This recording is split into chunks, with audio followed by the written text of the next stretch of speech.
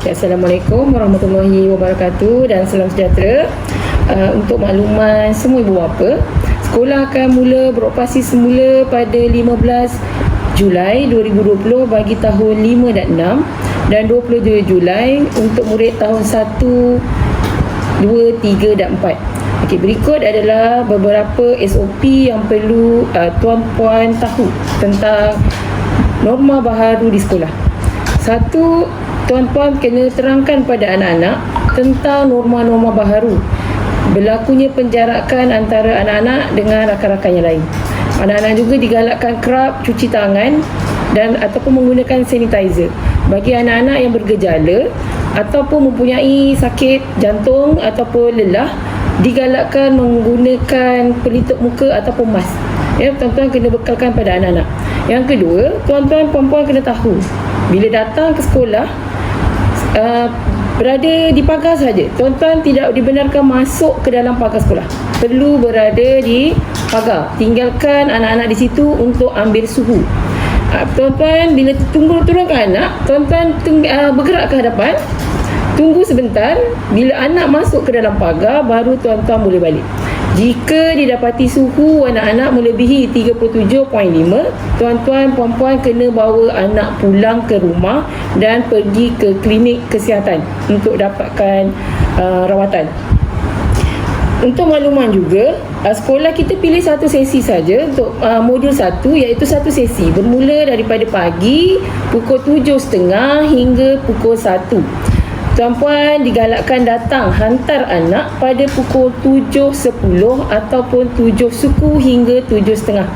Pukul 7 adalah persiapan guru-guru untuk menyambut ketibaan anak-anak. Pukul 1 tuan-tuan perlu jemput anak. Kita tak benarkan anak-anak berkeliaran di dalam kawasan sekolah.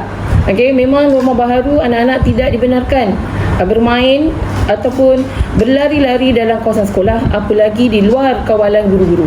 Jadi ibu bapa disarankan datang jemput anak jam 1. Seterusnya, ibu bapa, ini untuk makluman ibu bapa, kantin adalah kawasan larangan bagi anak-anak yang bersarapan. Sebelum ni bersarapan di sekolah, kita tak benarkan. Ibu bapa perlu menyediakan sarapan di rumah. Dan untuk waktu rehat, boleh bawa bekal ataupun tempah makanan pada guru kelas melalui guru kelas pada kantin. Guru kelas akan ambil nama, ambil menu.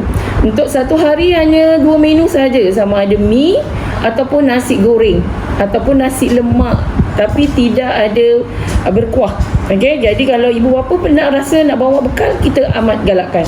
Ibu bapa juga perlu bekalkan anak dengan sudu yang dibalut dengan plastik. Selepas makan, dia boleh simpan balik sudu dan masuk dalam beg. Okey, selain daripada sudu, ibu bapa perlu bekalkan kain untuk membersihkan semula permukaan meja dalam kelas, kerana murid-murid ini tidak boleh berada di luar kelas. Meja yang diduduki oleh anak-anak itu adalah meja yang telah ditetapkan untuk anak-anak itu dari pagi sampai balik. Makannya di situ, belajarnya di situ. Jadi perlu dibekalkan kain supaya mereka dapat cuci semula dia punya permukaan meja setelah makan. Okey, bersihkan semula selesai makan. Sekiranya hari hujan, ini sekiranya hari hujan ya, tuan-tuan puan-puan boleh hantar anak masuk ke kawasan sekolah sehingga di Pondok Atikah. Di situ akan ada guru yang bertugas untuk mengambil suhu. Tuan-puan drive thru saja ya tuan-tuan ya. Drive thru daripada kereta, ambil suhu, tuan-tuan turun, terus pusing balik, turunkan anak di tangga. Untuk anak tahun 5 turun di tangga yang nombor 2. Untuk anak yang tahun 6 turun di tangga hadapan pejabat supaya tidak berlaku kesesakan di tangga. Okey. Itu sekiranya hari hujan. Okey, untuk anak-anak yang menerima renti. Untuk penerimaan renti akan diteruskan seperti biasa. Makanan juga seperti murid lain akan dihantar ke kelas. Makannya adalah di waktu rehat. Anak-anak juga tak boleh berkongsi makanan, berkongsi alatan, tak boleh, tidak dibenarkan sama sekali. Jadi ibu bapa perlu pastikan setiap anak bawa botol minuman sendiri. Tidak dibenarkan berkongsi. Okey, saya dah beritahu tadi. Selain tu, garpu adalah barang yang dilarang sama sekali. Tidak boleh membawa garpu. Untuk pergerakan hari persekolahan itu, kita hanya guna pintu pagar A. Pintu pagar A yang dia ada jaga ni. Yang dekat pra sekolah adalah pintu pagar B, itu hanya untuk anak-anak pra. Jadi ibu bapa akan hantar anak di pagar A, jemput juga di pagar A. Untuk ibu bapa yang bimbang atau was-was dengan sekolah, untuk makluman kita dah buat sanitizing, kita dah bersihkan sekolah, kita dah buat penjarakan sosial, kelas semua kita dah susun. Tapi jika masih berlaku kebimbangan, ibu bapa boleh bawa pelitup muka. Ini digalakkan saja ya, sebab dia tak wajib pakai dekat kawasan sekolah, tapi boleh digunakan sekiranya ibu bapa was-was ataupun risau dengan keselamatan anak, terutama anak-anak yang ada tadi saya katakan yang lelah, yang ada asma ataupun sakit jantung. Jadi boleh pakai.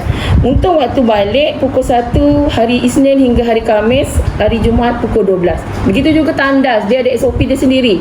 Tandas, murid-murid ni akan ikut dekat tandas tu, kita ada penanda, akan tengok. Jika ada pengguna, tak boleh masuk lah. Satu tandas boleh untuk 3 orang saja. Jadi murid-murid perlu bergilir. Kita akan ada penandanya di situ. Jadi tuan-puan rasanya tak perlu risau tentang keadaan keselamatan anak-anak di sekolah. Guru-guru juga akan mengambil cakna tentang keadaan anak-anak di sekolah. Okey, sekian sahaja daripada saya. Assalamualaikum warahmatullahi wabarakatuh.